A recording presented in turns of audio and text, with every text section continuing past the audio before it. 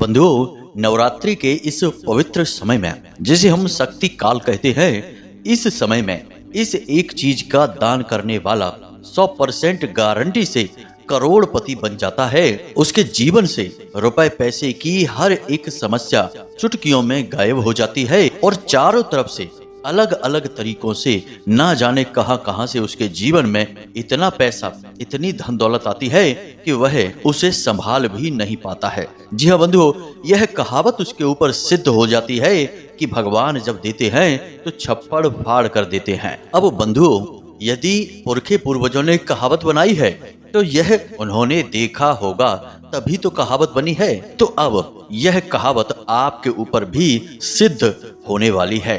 बस आपको करना यह है कि नवरात्रि के इस पवित्र काल में जब चारों तरफ देवी की पवित्र शक्ति का संचार हो रहा है, आपको चुपचाप बस यह एक चीज जो कि बेहद गुप्त है लेकिन बेहद शक्तिशाली है, इसे पूरे विधि विधान और नियम के साथ दान करना है। फिर इंतजार करिए, देखिए कितने बड़े चमत्कार घटित होने शुरू हो जाएंगे। तो जयकारा बोलो माता रानी का, जगत माई महामाई माँ भद्रकाली की जय बोलो, माता लक्ष्मी की जय बोलो। धनु राशि वाले मेरे मित्रों, आप सभी का स्वागत करते हैं धनु राशि भिंड यूट्यूब चैनल में।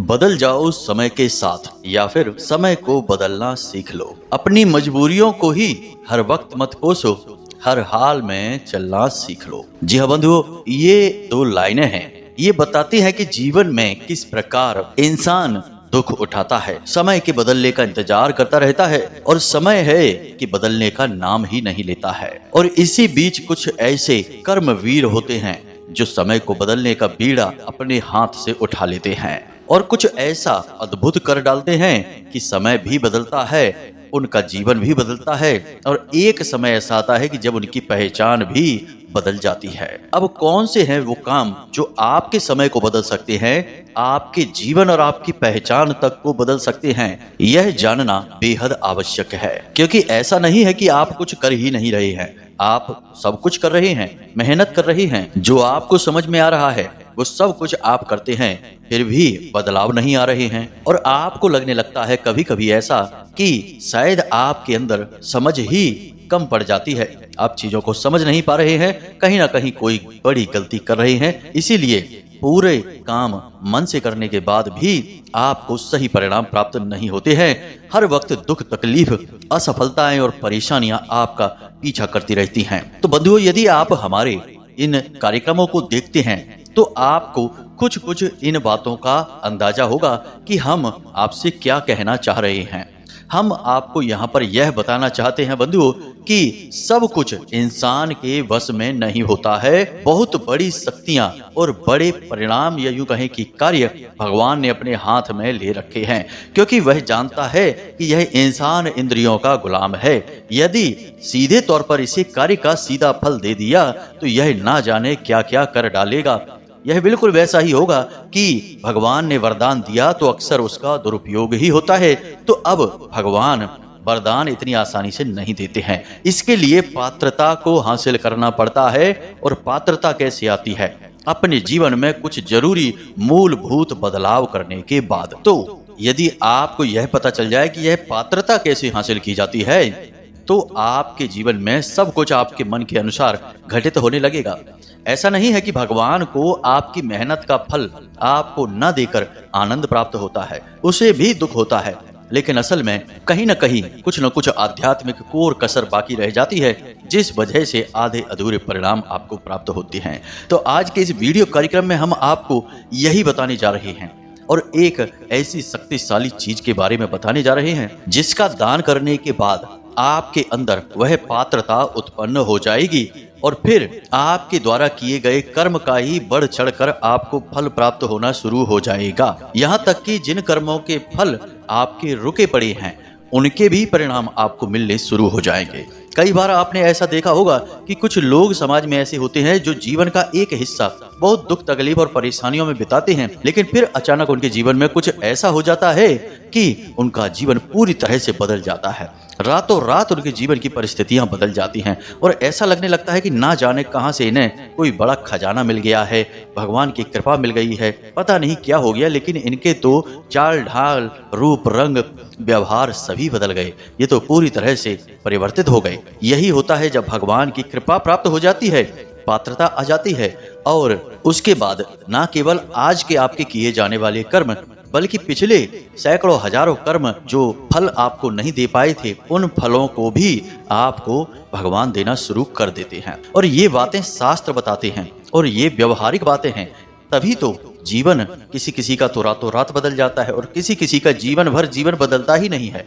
असल में लोग आपसे हमेशा यह कहते हैं कि समय हमेशा बदलता रहता है, कभी अच्छा तो कभी बुरा, लेकिन असल में देखा जाए तो यह बात सच जान नहीं पड़ती है, क्योंकि बहुत सारे ऐसे लोगों को हम व्यक्तिगत तौर पर जानते हैं जो कि जीवन का बहुत बड़ा हिस्सा दुख तकलीफ और संघर्षों में बिता चुके हैं। तो क्या उनके लिए कभी समय बदलेगा कि नहीं? कब बदलेगा? उनकी मृत्यु के बाद, क्योंकि अब तो वे मृत्यु के नजदीक ही पहुंच गए हैं। जब से पैदा हुए हैं तब से लेकर 60-70 साल की उम्र हो गई, तब तक तो समय बदला नहीं, केवल दुखी के दुखी ही हैं, परेशान के परेशान ही हैं।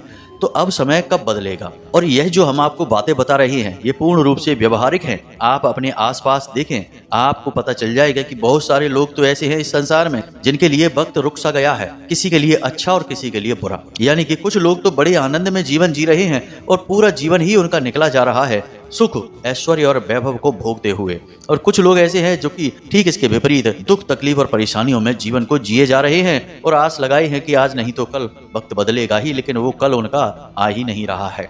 तो ऐसा कैसे हो सकता है? तो बंधुओं, हम यहाँ पर आपको बता दें कि यहाँ छोटी छोटी कुछ बारीक बातें हैं जिन्हें आप मिस कर रहे हैं। उन्हीं बारीक बातों को जब आप जानेंगे तभी आपके जीवन की गाड़ी तेज रफ्तार से दौड़ेगी और आपका वक्त बदलेगा। तो आपको इस कार्यक्रम को अंत तक देखना है, पूरा देखना है, क्योंकि इस कार्यक्रम को बनाने में हमने सचमुच में बहुत मेहनत की है और आपके लिए विशिष्ट ज्ञान और आपके जीवन को बदलने के लिए बारीक और छुपे हुए रहस्य लेकर आए हैं।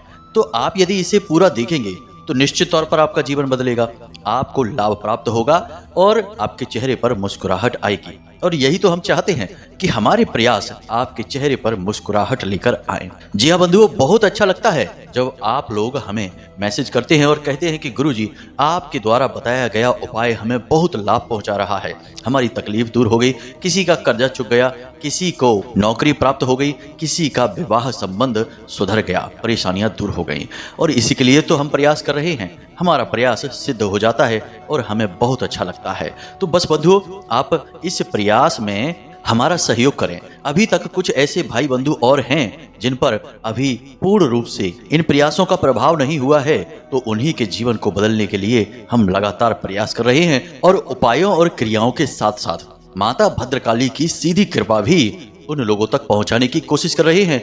नवरात्रि का यह विशेष पर्व चल रहा है, कई प्रकार के गुप्त और बेहद शक्तिशाली अनुष्ठान जो आप लोगों के सर्व मंगल की कामना के हेतु किए जा रहे हैं, उनमें हमारा हेतु केवल इतना है कि आपके जीवन में खुशहाली आए, आपकी इच्छाएं और मनोरथ पूरे हों। तो बस आप हमारा सहयोग करते रहिए, हमारे द्वारा बताई गई बातों को पूरा अवश्य सुनिए और जीवन में अवश्य उतारिए। ये बातें 100% काम करने वाली हैं, प्रयास जारी रखिए। जी हाँ बंधुओं, तो चलिए इस कार्यक्रम को अंत तक अवश्य देखिए और इसे सफल बनाइए। तो आज के इस कार्यक्रम को शुरू करें, लेकिन इससे पहले हम चाहते हैं कि आप माता रानी को आभार अवश्य व्यक्त करें। पूरे भक्ति, पूरे प्रेम, आदर के साथ, भाव के साथ कमेंट बॉक्स में लिख डालिए, जय माँ भद्रकाली कृपा करो। साथ ही साथ जय माँ लक्ष्मी भी अवश्य लिखना। हालांकि जगत जननी माँ भद्रकाली या माता लक्ष्मी है तो एक ही भगवती का स्वरूप, लेकिन बोल देने से मन हल्का हो जाता है और अच्छा भी लगने लगता है। तो लिख डालिए। हमें पूर्ण विश्वास है कि माता रानी आपके जीवन को इस कार्यक्रम को देखने के बाद 100% बदल ही डालेंगी। इसी के साथ साथ बंधुओं, यदि आप इस चैनल कार्यक्रम पर पहली बार आए हैं तो आप इस चैनल को सब्सक्राइब भी अवश्य कर लें। ऐसा करते ही आप न केवल हमारे बल्कि माता रानी के दिव्य परिवार के सदस्य भी बन जाएंगे और आपके पास सीधी माता रानी की कृपा पहुंचेगी। जी हाँ बंधुओं, तो चलिए जल्दी से चैनल को सब्सक्राइब करिए, फिर आगे बढ़ते हैं। तो अब ध्यान से सुनिए बंधुओं, हमारे हिंदू धर्म में सनातनी परंपरा में दान के साथ धर्म को जोड़ा जाता है। आपने हमेशा यह सुना होगा, दान धर्म करते रहिए। दान धर्म का सबसे अभिन्न अंग है। तो अब दान का जब इतना बड़ा धर्म के प्रति जुड़ाव है, या यूं कहें कि दान का धर्म से इतना गहरा नाता है, तो इसके विषय में आपको सारी बातें बारीकी से जानना बेहद अनिवार्य है। और यह एक ऐसा मार्ग है जो आपको न केवल जीवन बल्कि जीवन के बाद के जीवन में भी लाभ पहुंचाता है। जी हाँ बंधु, दान के कई रूप होते हैं और आज के इस कार्यक्रम में हम आपको दान के एक ऐसे अद्भुत रूप के बारे में बताने जा रहे हैं जिसे आपको इस नवरात्रि में कम से कम एक बार अवश्य करना है। जी हाँ बंधुओं, जो भी व्यक्ति इस दान को करेगा उसके ऊपर माँ भगवती की सीधी स्पष्ट कृपा पहुंचेगी ही और उसके हर एक कार्य में उसे बढ़ चढ़कर कामयाबी प्राप्त होगी ही। अब यहाँ पर कुछ लोग ऐसे होंगे जो कहेंगे कि इसमें कौन सी बड़ी बात है, दान तो सभी करते हैं, हम भी करते ही रहते हैं, समय समय पर कुछ न कुछ दान कर ही देते हैं, तो फिर हमारे जीवन में बदलाव क्यों नहीं आए? हमें तो दान करने का कोई लाभ ही समझ में नहीं आता है। उल्टा हमें तो ऐसा लगता है कि जैसे हमारा पैसा, हमारी चीजें बेकार ही चली जाती हैं। केवल धर्म के नाम पर, भगवान के नाम पर हम दान कर देते हैं, लाभ तो कुछ भी प्राप्त नहीं होता है। यानी कहने का मतलब यह है कि जो बात हम आपको बता रहे हैं दान के विषय में, उसके प्रति मन में संशय उत्पन्न होता है और होना स्वाभाविक भी है। मानव मन होने के नाते हर तरह के विचार इस मन में आते ही हैं। तो ऐसे लोगों को हम जवाब यह देना चाहेंगे कि मान लीजिए कि आप वैद्य के पास या डॉक्टर के पास जाते हैं, अपनी बीमारी बताते हैं कि मुझे बुखार है या फिर पेट में दर्द है, और डॉक्टर आपको दवा दे देते हैं। आप दवा लेकर घर आ जाते हैं और आप दवा खाना शुरू कर देते हैं, लेकिन आपको लाभ ठीक से नहीं होता, थोड़ा बहुत होता भी है, कभी कभी नुकसान भी हो जाता है। तो अब इसमें किसकी कमी है? क्या डॉक्टर की कमी है? क्या दवा की कमी है? क्या आपकी कमी है? जी नहीं, किसी की भी कमी नहीं है। कमी है तो विधि की, क्योंकि आपने विधि तो पूछी ही नहीं। हर एक दवा के साथ एक विधि होती है, और दवाई क्या है? आपको कष्ट से मुक्ति दिलाने वाली एक विद्या है। अब इसे दान के परिप्रेक्ष्य में देखते हैं कि आप दान करते हैं, लेकिन आपको दान करने की सही विधि, सही संस्कार, सही नियमों का ज्ञान नहीं है, तो आपने कुछ भी कहीं भी कैसे भी दान कर दिया, तो क्या उसका आपको पूरा लाभ प्राप्त होगा? हो सकता है कि थोड़ा बहुत लाभ आपको समझ में आए, लेकिन इस भागदौड़ भरे चंचल जीवन में वे लाभ आपको समझ में ही नहीं आएंगे कि कहाँ लाभ हुआ और कहाँ नहीं हुआ। क्योंकि जब तक कुछ बड़ा परिवर्तन ना आए जीवन में, तब तक महसूस ही नहीं होता है कि किसी प्रकार का परिवर्तन हो रहा है। तो अब यहाँ पर प्रश्न यह उठता है कि यह विधि कौन सी है और इन विधियों का इतना महत्व क्यों है? तो बंधुओं ध्यान से समझिए, हम जो भी कुछ दान करते हैं वह असल में चीजों के दान से कहीं अधिक ऊर्जाओं के परिवर्तन के लिए किया गया प्रयास होता है।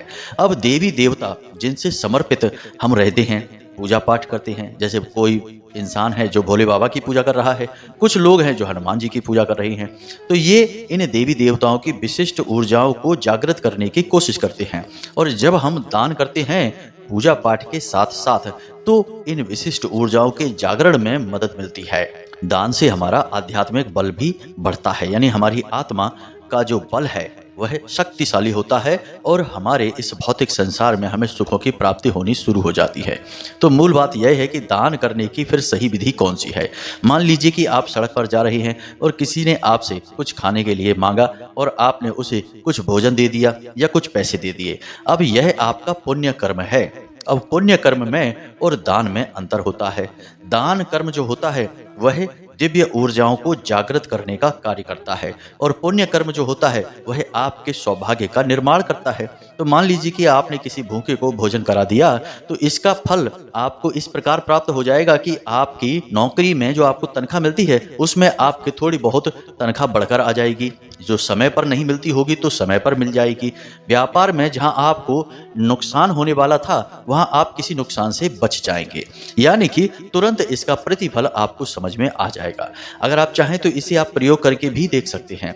एक हमारे मित्र हैं, जानने वाले हैं, उनके बारे में हम आपको बताएं तो हमने उनको एक प्रयोग करने के लिए कहा। हमने उनसे कहा कि तुम एक निश्चित रकम दान करके देखो और उसके बाद 30 दिनों तक इंतजार करो और छोटी छोटी बातों को अपने जीवन में नोटिस जरूर करते रहना, और तुम्हें समझ में आ जाएगा कि जो तुमने दान किया है उसके बदले में भगवान ने तुम्हें कुछ दिया है कि नहीं। यानी कि जो रेगुलर लाभ होते हैं उनसे कुछ हटकर, कुछ अलग, आपको लाभ प्राप्त होता है कि नहीं। तो उन्होंने वैसा ही किया। उन्होंने मात्र 100 रुपए एक भिखारी को दे दिए। देने से मतलब यह है कि उसे कुछ भोजन करा दिया और कुछ पैसे उसे दे दिए। अब उन्होंने इंतजार करना शुरू किया।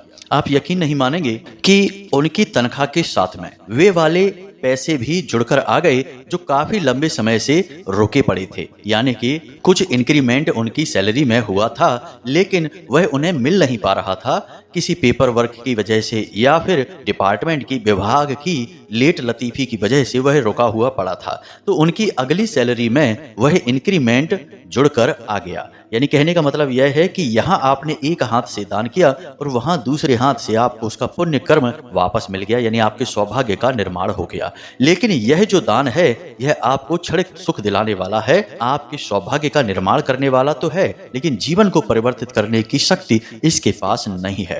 क्योंकि जीवन को परिवर्तित करने के लिए दिव्य ऊर्जाओं का 24 घंटे आपके साथ रहना अनिवार्य है, तभी आपके जीवन में बड़े परिवर्तन आते हैं। तो अब इसीलिए हमारे हिंदू धर्म में यह कहा जाता है कि दान धर्म, यानी कि दान को धर्म के स्थान पर करना चाहिए। इसीलिए मंदिरों में दान पात्र रखे जाते हैं, मंदिरों में भोज की व्यवस्था की जाती है, और जो भूखे प्यासे लोग होते हैं, यानी कि जो भिखारी होते हैं, जिनके घर में व्यवस्थाएं नहीं है खाने पीने की, और लाचार हैं, गरीब हैं, बूढ़े हैं, बुजुर्ग हैं, ऐसे लोग मंदिरों में जाकर आश्रय लेते हैं और प्रसादी के रूप में जो भंडारे चलते रहते हैं उनसे अपना पेट भरते हैं। तो यह जो दान किया जा रहा है मंदिर के माध्यम से ईश्वर की शरण में, वह आपकी दिव्य शक्तियों का, यानी आपके आसपास भगवान का एक रक्षा कवच बनाने लगता है, और इसी से सौभाग्य का निर्माण होता है। आपने अक्सर यह देखा होगा, पुराने जमाने की तमाम जो व्याख्यान हैं, प्रसंग हैं राजा महाराजाओं के, उनको भी जरा सुनकर देखिए तो आप देखेंगे कि जो दानवीर लोग हुआ करते थे, जो दान पुण्य किया करते थे, अक्सर प्राचीन काल के राजा महाराजा दान किया करते थे। तो वे दान अक्सर नदी के घाट पर किया करते थे, या फिर किसी मंदिर में किया करते थे, या फिर किसी यज्ञ हवन वेदी के आसपास यज्ञ करवाने के बाद किया करते थे। क्यों किया करते थे ऐसा? ऐसे ही चलते फिरते किसी को दान क्यों नहीं करते थे? क्योंकि दान का विधान यही है कि दान दैवीय स्थान पर किया जाए तो वह दिव्य शक्तियों का जागरण का कार्य करता है, और आपके आसपास दिव्य शक्तियों का एक रक्षा कवच का निर्माण कर देता है, जो प्रतिपल आपकी सहायक हो जाती हैं। जी हाँ बंधुओं, तो अब उम्मीद करते हैं कि यहाँ तक आपको समझ में आ गया होगा कि दान करने का सही तरीका क्या होता है, नियम क्या होता है। अब यहाँ पर हम आपको यह नहीं कह रहे कि आप किसी भूखे को भोजन मत कराइए, किसी की मदद मत करिए, वह भी करिए, वह भी इंसानियत के नाते बहुत आवश्यक है। यदि एक इंसान किसी दूसरे इंसान के काम नहीं आएगा तो जीवन की गाड़ी ही रुक जाएगी, इंसानियत का पहिया ही रुक जाएगा, फिर तो जीवन बड़ा मुश्किल हो जाएगा। तो ऐसा नहीं करना है आपको। कोई आपके सामने आ जाए तो उसकी मदद करिए, वह दान भी आपके सौभाग्य का निर्माण करेगा, आपको लाभ निश्चित तौर पर प्राप्त होगा। यदि आप चाहें तो आप भी इस प्रयोग को करके देख लीजिए। किसी दिन आप जाइए कुछ खाने पीने के लिए, और आप अक्सर देखेंगे कि वहां पर कोई गरीब भिखारी आ ही जाता है कि हमें भी भोजन करा दो। यदि आपको ऐसा मौका लग जाए तो आप उसे भोजन करा देना और कुछ उसे पैसे दे देना। उसके बाद आप 30 दिनों तक इंतजार करना। हम आपको लिख कर दे सकते हैं कि निश्चित तौर पर आपको कुछ न कुछ ऐसा लाभ अवश्य प्राप्त होगा जिसके बारे में आपने उम्मीद नहीं की थी। कोई ऐसा काम बन जाएगा जो बहुत लंबे समय से अटका पड़ा था और आप चाहते थे कि वह बन जाए। जी हाँ बंधु, तो आप इस प्रयोग को करके देख लीजिए। साँच को आँच नहीं, प्रत्यक्ष को प्रमाण नहीं। तो यह तो सामान्य तौर पर दान के विषय में ज्ञान हो गया। अब हम आपको आज के विषय में, दान के विषय में जो ज्ञान देने जा रहे हैं उसके बारे में ध्यान से समझें। इसे आपको विशेष समय काल पर लगातार दोहराते रहना चाहिए। हमने आपको इस दान के विषय में पहले भी बताया है। यदि आप हमारे कार्यक्रमों को देखते हैं तो आपको पता चल जाएगा कि हमने इस दान के विषय में आपको पहले भी एक बार बताया है। तो इस दान का नाम होता है पंच महाभूत दान। अब कुछ लोग होते हैं जो मंदिर में जाकर दान करते भी हैं तो बस रुपए पैसे दान करके और चले आए, सोचते हैं कि बस अब हमारा काम हो गया। ऐसा नहीं है। दान की भी एक विधि होती है, दान का भी एक तरीका होता है। हर एक दान का अपना खास महत्व होता है। अन्न दान हुआ, वस्त्र दान हुआ, विद्या दान हुआ, सबके अपने अपने महत्व होते हैं। तो आपको पंच महाभूत दान करना है। पंच महाभूत दान क्या होता है? हमारी यह पूर्ण प्रकृति, हम और आप सभी 5 महाभूतों से मिलकर बने हुए हैं। जी हाँ बंधु, इनके बारे में तो आप जानते ही होंगे, पृथ्वी, अग्नि, जल, आकाश और वायु। तो आज के इस कार्यक्रम में हम आपको पंच महाभूत दान यानी कि ये 5 दान के विषय में बताएंगे, जिससे आपके सारे प्राकृतिक तत्व संतुलित हो जाएंगे और दिव्य शक्तियां भी इस भौतिक संसार में विचरण करती हैं तो इन्हीं पंच महाभूतों के किसी न किसी रूप में विचरण करती हैं। जैसे जल के देवता जल के महाभूत के रूप में विचरण करते हैं, पवन देव पवन के महाभूत, और भूत प्रेत की पिशाचों की शक्तियां भी हवा ही कही जाती है। कहा जाता है ऊपरी हवा है, मतलब कि ये वायु प्रधान होते हैं। इसी प्रकार दिव्य शक्तियां जो हैं वे किसी भी महाभूत के रूप में विचरण कर सकती हैं। यानी भगवान की शक्ति की बात कर रहे हैं यहाँ पर हम, भगवान के लिए कोई पाबंदी नहीं है। वे किसी भी भूत के रूप में, यानी जो पंच महाभूत के रूप हैं उनमें से किसी भी रूप में विचरण कर सकते हैं। और जब पंच महाभूत एक साथ मिल जाते हैं तो यह स्थूल संसार और प्रकृति का निर्माण हो जाता है। भगवान ने तो पंच महाभूतों को मिलाकर स्थूल संसार में जन्म भी लिया है, जिन्हें हम भगवान श्री कृष्ण और भगवान राम के रूप में जानते हैं। तो खैर यह सारी बातें आप समझते ही हैं। हम ये बातें केवल आपको इसलिए बताते हैं ताकि आपको सारा का सारा हमारा नजरिया समझ में आ जाए और आपको यह काम क्यों करना है, इसके पीछे जरूरत क्या है, यह भी समझ में आ जाए। जी हाँ बंधुओं, तभी तो आप किसी भी कार्य को करेंगे जब आपको उस कार्य के विषय में अच्छी तरह से ज्ञान हासिल हो जाए, पूरा ज्ञान मिल जाए। आधा अधूरा ज्ञान मिला तो आप वो कार्य करेंगे ही नहीं, और हम नहीं चाहेंगे कि आप उस कार्य को ना करें। हम चाहते हैं कि आप इस दान को जरूर करें, क्योंकि इसका आपके जीवन पर बहुत गहरा प्रभाव पड़ेगा ही पड़ेगा।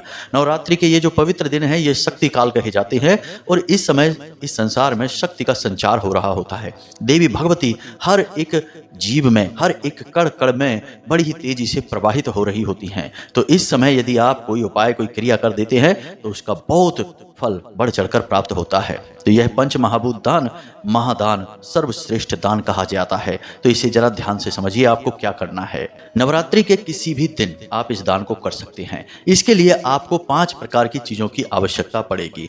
थोड़ा समय भी आपका खर्च हो सकता है, और आप किसी देवी के मंदिर में जाकर ही इस दान को करें। जी हाँ बंधुओं, काली की माता भद्रकाली या फिर दुर्गा के किसी भी स्वरूप के मंदिर में आप जा सकते हैं। तो अब आपको क्या करना है इसे आप ध्यान से समझिए। आपको 5 चीजें कौन कौन सी चाहिए। सबसे पहली चीज आसन चाहिए, जिस पर बैठकर लोग चालीसा वगैरह का पाठ करते हैं। तो आप 5 आसन खरीदिए, 5 किताबें खरीदिए। मंदिर में जो पढ़ी जाने वाली किताबें होती हैं, चालीसा वगैरह की किताबें होती हैं, ये सस्ती होती हैं, आप खरीद लें। 5 किताबें तो खरीदें ही कम से कम। 5 आसन, 5 किताबें, 5 माचिस जिससे कि दीपक जलाए जाते हैं, और 5 जल के पात्र। छोटे छोटे गिलास आप खरीद सकते हैं, और कुछ नहीं तो मिट्टी के कुल्हड़ भी आप खरीद सकते हैं जिनमें कि जल रखा जाता हो। घड़े भी आप रख सकते हैं, क्योंकि मंदिर में लोग पानी भी पीते हैं। जैसा आपको उचित लगे, यानी जल के पात्र लेने हैं 5। और इसी के साथ आप 5 पंखे ले लें। पंखे जो हाथ से घुमाए जाते हैं उन पंखों को आप ले लें। आपकी जैसी व्यवस्थाएं हैं, बिजली से चलने वाले पंखे भी ले सकते हैं, और हाथ से घुमाए जाने वाले, जिन्हें हम देसी भाषा में बिजने कहते हैं या इंग्लिश में हैंड फैन कहते हैं, आप उन्हें ले सकते हैं। अब ध्यान से सुनिए, आपका जो आसन है वह पृथ्वी तत्व का प्रतीक है। आपने जो किताब ली है उसमें शब्द लिखे हैं, और रामायण में शब्द को आकाश तत्व कहा गया है। आपने जो माचिस ली है वह अग्नि तत्व का प्रतीक है, और आपने जो कुल्हड़ लिए हैं यानी पानी का जो पात्र लिया है वह जल तत्व का प्रतीक है, क्योंकि उसी का संग्राहक है। और आपने जो हाथ से डुलाने वाले पंखे लिए हैं वह वायु तत्व का प्रतीक है, क्योंकि वायु का संचार करते हैं। तो यह पंच महाभूत आपको लेने हैं, और इसे देवी के किसी भी मंदिर में जाकर दान कर आएं। वहां पर जो मंदिर प्रशासन के जो लोग हैं, पुजारी पंडे वगैरह हैं, उनसे आप बात करके रखें, और आप बताएं कि हम ये चीजें दान करना चाहते हैं, इन्हें व्यवस्थित मंदिर में लगवा दें। अब कोई व्यक्ति आसन पर बैठकर, आपने जो आसन दिया है उस आसन पर बैठकर माता की किसी भी प्रकार की प्रार्थना कर रहा है, तो उस आसन में आपका धन लगा है।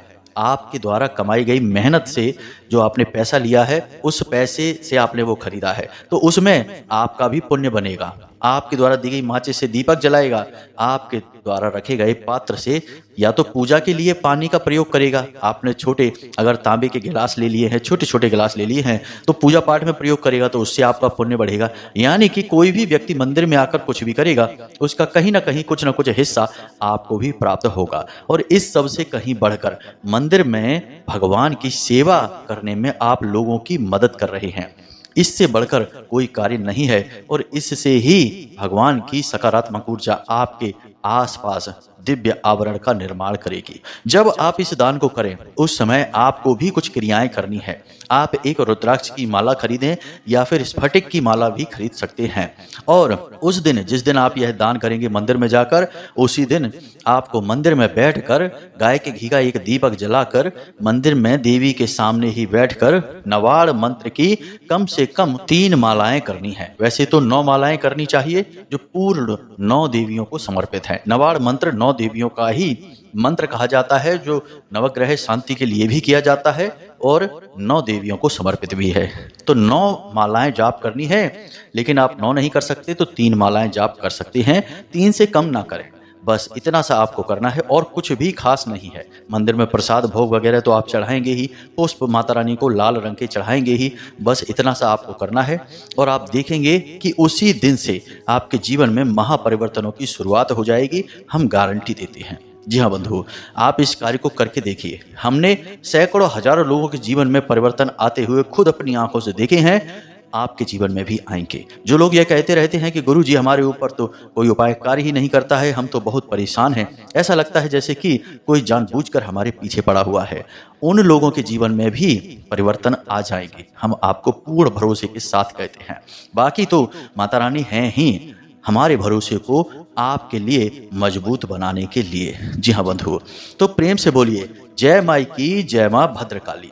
माता रानी को हर वक्त याद करते रहना। जीवन में कोई भी कार्य करना पर उस परमात्मा को, माता रानी को, माँ भगवती को मत भूलना, क्योंकि उद्धार तो उन्हीं की कृपा से होना है। मानव तो माध्यम मात्र है, कर्म तो वही कर रही हैं, अलग अलग रूपों में प्रकट होती हैं और इस संसार का संचालन करती हैं।